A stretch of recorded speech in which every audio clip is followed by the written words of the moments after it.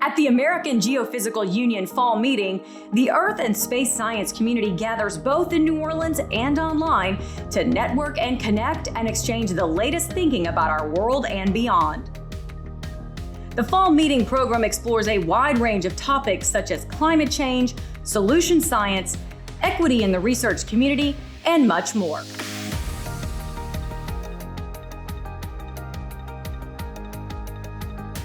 Since 1919, AGU's members have explored the deepest oceans and the furthest planets, and AGU TV is here to cover it all. Welcome back to day 2 of the American Geophysical Union Fall Meeting and our second episode of AGU TV.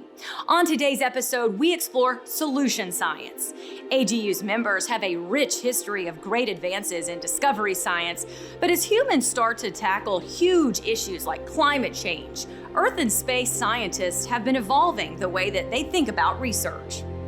First, though, we head to New Orleans and over to Nicondra with more on who will be joining AGU TV today. Thanks, Autria. It is so great to be here at AGU, and we're just getting started. Today, I spoke with Jalonne White-Newsome about her work with environmental justice.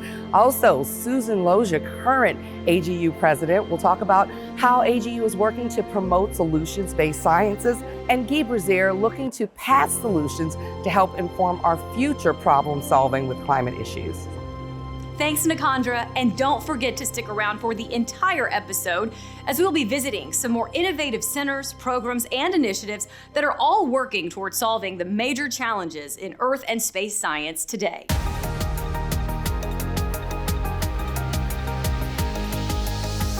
We're here with Jalonne White-Newsome. She is a new AGU board member and the CEO and founder of a green environment and economy. Jalonne, thank you so much for joining us. Appreciate the opportunity. Now, you've done a lot of work in environmental justice. What got you into that field? From the start, in elementary school, I loved science. My first science project was actually taking water samples out of the Rouge River in Detroit. And from that point on, it was the physical environment, but also the fact that our physical environment could cause harm to people. And I soon learned in high school at an internship at Dow Chemical that, what we do to our environment, what we produce, how we manufacture, if we don't do that responsibly, it impacts our air, it impacts our water, and most importantly, it impacts the health of people. So my passion for science, coupled with my passion to protect people, has been like this constant thread throughout my career. We talk about a lot of times, yes, there is the general threat to everyone when we talk about pollution, when we talk about environmental problems as well as in climate change, but minority populations are sometimes at a greater disadvantage. Definitely, and I think, what I tell everybody, particularly as we talk about climate change, everybody has an opportunity to feel rain, to feel heat, but how you feel that rain, how you feel that heat, if you have systems and infrastructure for protection, that is where the difference comes. So oftentimes, low-income communities, communities of color, are not only dealing with the threats of climate change, but other stressors in their environment. Unfortunately, and there are multiple data and research shows that low-income communities and communities of color continue to be hit the hardest by pollution. And with my public health background, knowing that when you're exposed to these environmental stressors, it makes you more vulnerable to other threats. And so that's why when we talk about science and solutions, we have to make sure that we're focusing these things on, again, these communities that have been overly impacted, cumulatively burdened by the physical environment as well as society. So how might members, go about trying to get involved in some of this advocacy? Sure. I think one of the greatest opportunities for AGU members is to look in their own community, figure out what's going on, what's happening, and really reach out to community-based organizations that are engaged in something that you're passionate about. When I think about scientists and what we can offer, it's also important to understand what communities can offer, what communities can teach you, what wisdom that they can share. What are some policies that we may want to look into? I think what's important is the way that policy is developed. And oftentimes we, in being a former federal policy director, we write really cool policy and we have great words, but we don't think about how that policy is actually going to be operationalized and what are the potential unintentional negative consequences that can come from that policy. So there's many policies out there, but I think the process by which we create that policy is most important. We have to make sure that the folks that that policy is intended to serve are at the table, are in the room, have the same power when it comes to really shaping it, but also how it's implemented. Well, Jalonne, thank you so much for your time today. Thank you.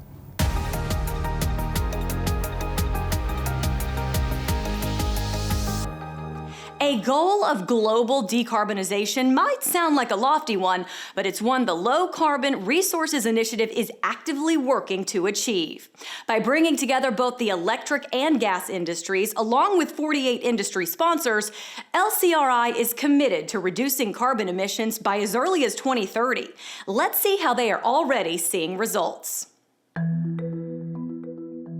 At EPRI, we shape the future of clean energy, working with more than 400 energy companies across 40 countries. Low Carbon Resource Initiative, LCRI, is a great example of that collaboration.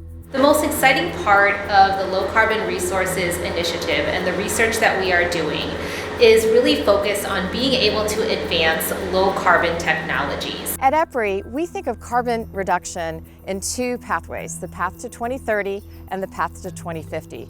The U.S. has pledged to reduce greenhouse gases economy-wide by 50% from 2005 levels by 2030. The Low Carbon Resource Initiative is already providing value to the society.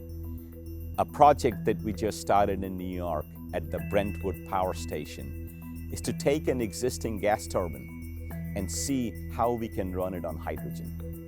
The Low Carbon Resources Initiative and EPRI are really excited about the announcement of our Low Carbon Hydrogen Accelerator. This accelerator is a partnership between EPRI, Greentown Labs, Urban Future Labs, the City of Houston, and Shell. And through that, we are going to be working with startup companies across the board to really start identifying and accelerating low carbon technologies to help achieve our net zero goals. We have an ambitious target. We can do it if we are all together.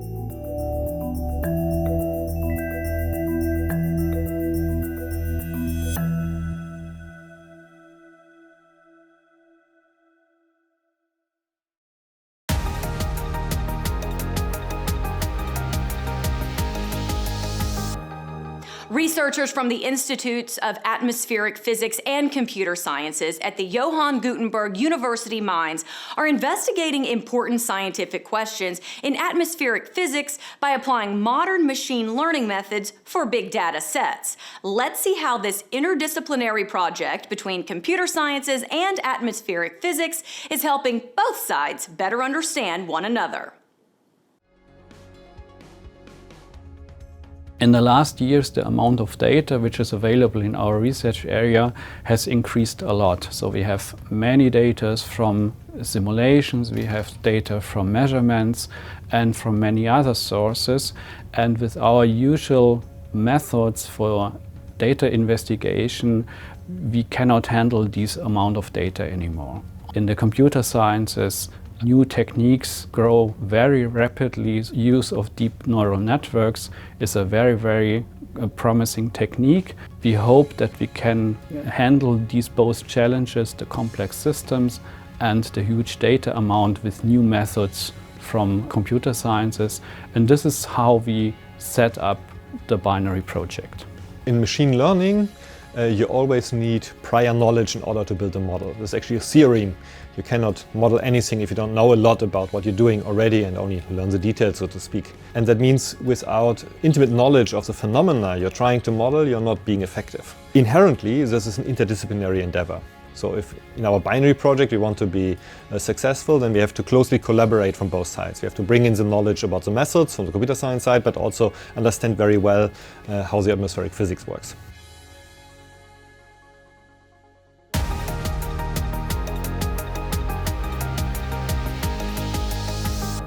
AGU AGU TV is brought to you from the 2021 AGU Fall Meeting. You can find us in person at the Convention Center in New Orleans, in select hotels, as well as on the homepage of the meeting platform and online. From award winners to research center visits, it's all on AGU TV.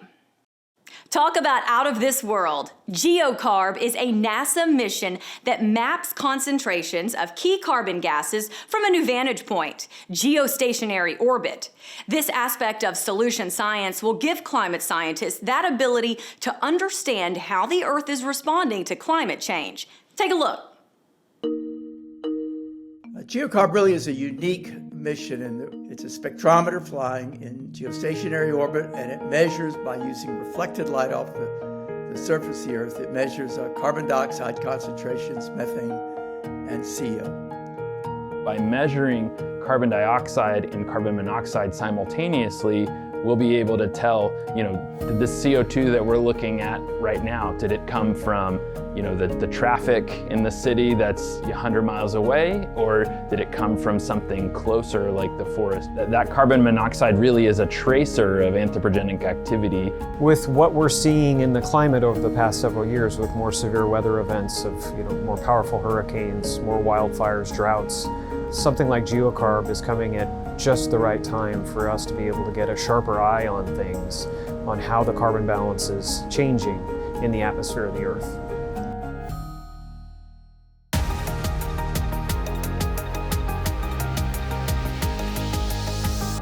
Susan, thanks so much for your time today. As you head into AGU 21, can you share with us what you are most excited to see at this year's meeting? You gave me a really easy question there to start off with, because I can only say one thing. What am I most excited to see? It's people. But I'll say I'm most excited to see students and early career scientists. I'm looking forward to every year I attend the mentoring breakfast, and this year I've been asked to give some remarks at that mentoring breakfast for students and early career scientists. So I'd say that I'm looking forward to that as a highlight.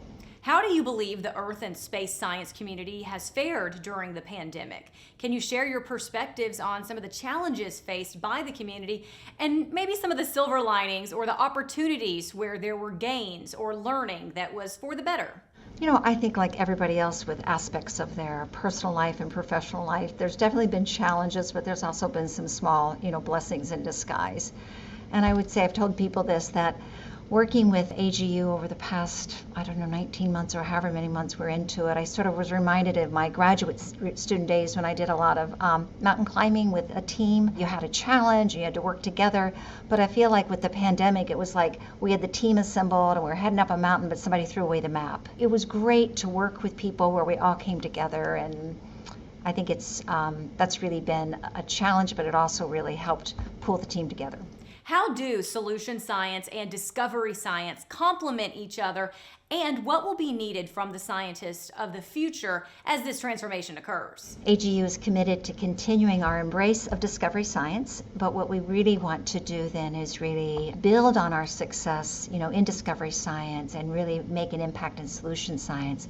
So in terms of the framing for solution science, in one regard, it's really very similar to the framing we have for discovery science, meaning that we have sort of a foundation of providing meetings and publications and mentoring networks. But there is one really big difference, and this is sort of the biggest challenge for us as we move into solution science, is that there's no way AGU alone is going to take on, solution science, whether we're thinking about mitigation strategies for climate or marine conservation areas or how to build resilient communities.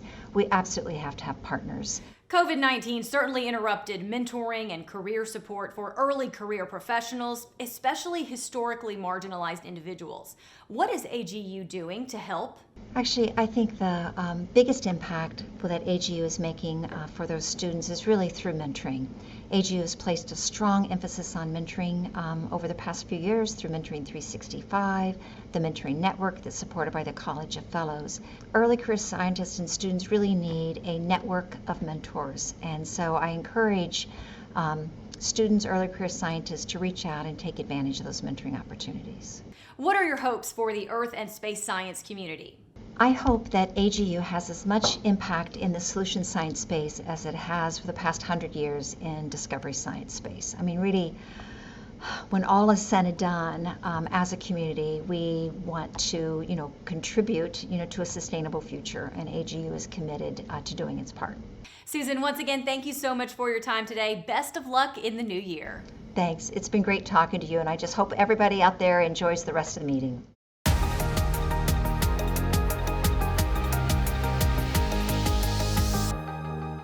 Sticking with outer space now, how might the sun be used to actually cool Earth? That's what researchers with the Marine Cloud Brightening Project are studying.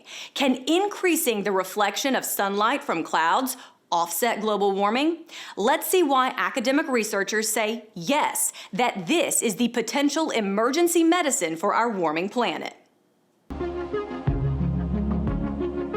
So we've known for a long time that aerosol particles form clouds, that every cloud droplet forms on what we call an aerosol particle. It wasn't until the 1990s that we really started to understand that this actually could be a significant effect on climate from human-produced aerosols. We're focused on trying to understand whether marine cloud brightening is even a feasible way of slowing climate warming, and if you did it, what would be the full suite of impacts. The latest big climate assessment report from the Intergovernmental Panel on Climate Change has shown us that we're going to have a significant amount of climate warming for a few decades at least. It's likely that people are going to start considering wanting to reduce the amount of heat in the climate system to reduce climate impacts, especially once climate impacts become more significant. Given the changes that we're seeing to climate today, we believe that there's some urgency to studying this kind of a problem.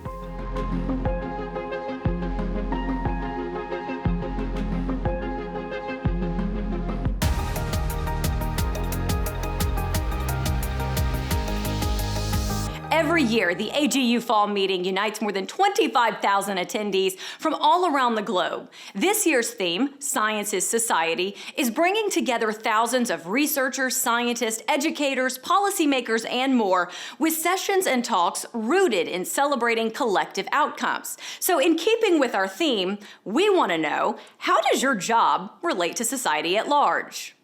So I work in coastal wetlands, and my research particularly focuses on how changes that humans have made to hydrology and tidal inputs are impacting wetlands and thus all the things they provide to people. So I research earthquakes and how they work on a small scale. Because we don't understand how they work on a big scale, sometimes you've got to have a look at the small scale to understand them. So how it relates to society is that earthquakes are such a huge seismic hazard, especially as more people move into urban areas because, jobs and all sorts of things are moving into more seismically active areas. Because we can't stop the hazards, we need to be able to remove the vulnerability, but we can understand the hazard at least. So my work aims to reduce the uncertainty in that understanding a hazard. My specialty is working with power generation facilities, nuclear power plants, fossil fuel power plants. One big aspect to that is where you place them, where it is not affected by the ocean impacts, right? You need to make it safe so that events like Fukushima, where a tsunami wiped out a city caused by this nuclear power plant failing, does not happen again, right?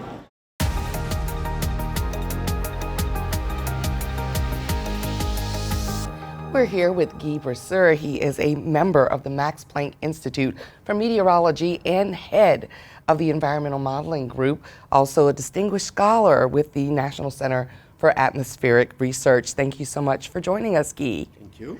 Now, you have been studying climate science for a very long time, much longer than I guess it's been more of a buzzword. Yes, in fact, when I was in primary school, I was already interested by the weather. And I had my own weather station. And when I was in engineering school, I wanted to study, something related to satellites. And I started to get involved, for example, in studying the ozone layer. And then when you talk about ozone depletion, you start to be very, very close to climate change. We don't hear about it. I remember being, like you said, in primary school, elementary school, and that was really a big topic. So talk a little bit about where we are with that today. We know that ozone protects us from UV radiation, and so it was probably the first global environmental problem that was put on the table that required a worldwide solutions. And so an agreement was signed in 1987 in Montreal to basically reduce and then later on to ban the formation of those chlorofluorocarbon that the industry was putting together. So it's a successful story. And you leading up to that, you talked about it being connected to climate change, and I mean, interesting that could be a parallel that we're talking about. Exactly. I mean, climate is another global environmental problem, just like the ozone depletion problem. There are differences. One of the differences is that the climate problem is much more complicated. And this is why you have IPCC that does assessment, and you have COP which tries to find solution. But you can see that it takes much more time before we can bring everybody in the world together to agree on some measures. Now, you having really witnessed the entire evolution of this, do you see that change? In the late 70s, in the 80s, we had to convince people that CO2 was going to be a reason for global warming and for climate change. And so it seems to me now that a lot of people have accepted the science, realize that indeed greenhouse gases are a problem, but then now we're moving into a new era, which is what are the solutions? And so, yes, the field has evolved from a pure, let's say, physical scientific problem into a societal problem, into a political problem, and into a problem that requires, for us scientists, a lot of skills in communicating, in explaining, in listening to what people believe. Well, thank you so much, Guy, for joining us today, and we're going to have much more for you coming up.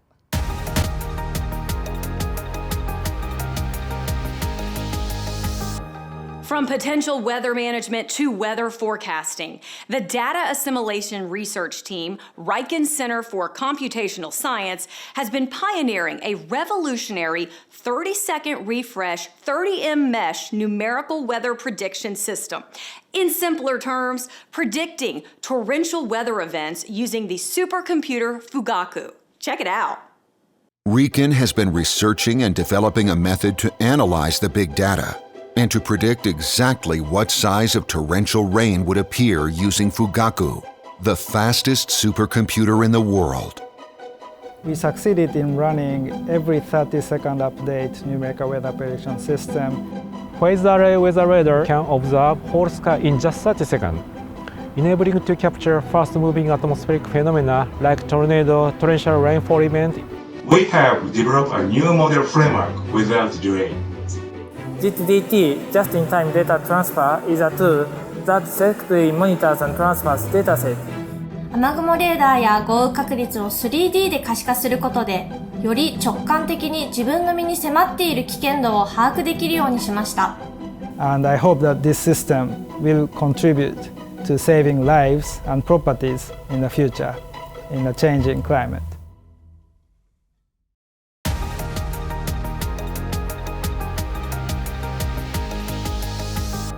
The prevalence of high nitrates in freshwaters from intensive agriculture are a problem worldwide.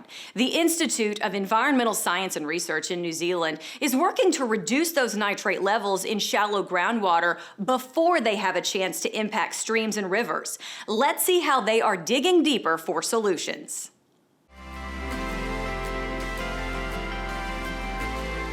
High nitrates are not just a problem here in New Zealand, but they're a global issue.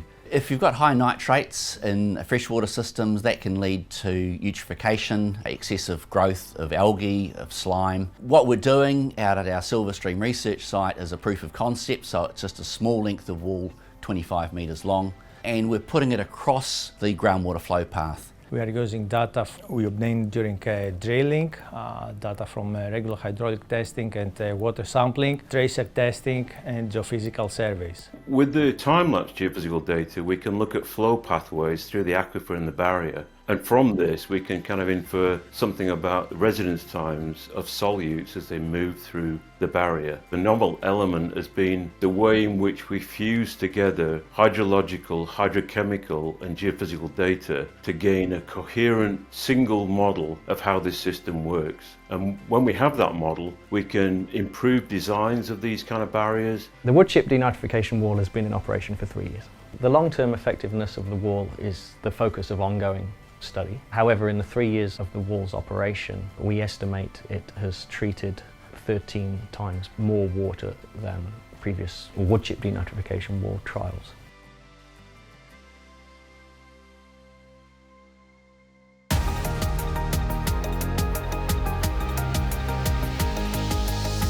Amazing work from all of our distinguished guests and featured institutions. That's all from us here at AGU TV for today. Tomorrow's theme is climate change and the Anthropocene. Nicondra, can you tell us about our guests coming up tomorrow? Thanks, Audria. On tomorrow's program, we'll be talking with Christine Shields on the Community Earth Systems model, Richard Moss and his career working with policy and science, as well as Joe Hammond in computational hydroclimatology, and our incoming AGU President, Lisa Grimlich. Thanks, Nicondra. And don't forget, you can watch AGU TV on the meeting app and the platform, in select hotels, as well as online at any time. Thanks for joining us again today. We'll see you right back here tomorrow.